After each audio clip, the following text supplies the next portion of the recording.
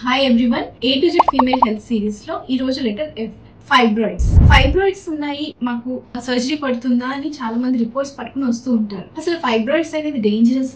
Fibroids అన్నిటికీ surgery చేయించుకోవాలా? And fibroids ఉంటే ప్రెగ్నెన్సీ ఏమైనా కష్టం అవుతుందా? చాలా క్వశ్చన్స్ ఉంటాయి కదా. Let's see today. హాయ్, నేను మీ doctor Saroja, fertility consultant, mom to be Vizag. So our first question is, are fibroids dangerous? Fibroids అనేవి నాన్ క్యాన్సరస్ ట్యూమర్స్, అంటే క్యాన్సర్ వచ్చే అవకాశం అస్సలు ఉండదు. So they are not dangerous tumours. Our next question is, fibroids అన్నిటికీ surgery చేయాలా?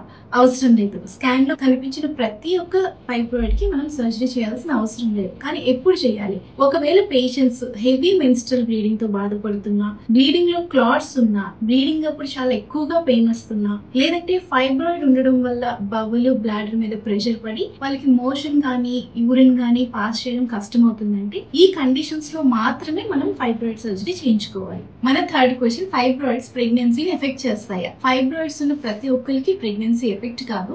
ఏ fibroids అయితే baby ఉండే చోట, అంటే ఎండోమెట్రియల్ క్యావిటీ లోపల ఉండడం కానీ, దీన్ని సబ్మ్యూకస్ ఫైబ్రాయిడ్ అంటారు. ఎండోమెట్రియల్ క్యావిటీకి దగ్గరగా ఉన్న ఫైబ్రాయిడ్స్ అంటే intramural fibroids which is affecting the cavity అంటారు. ఈ ఫైబ్రాయిడ్స్ మాత్రమే ప్రెగ్నెన్సీని ఎఫెక్ట్ చేసే ఆస్కారం ఉంటుంది.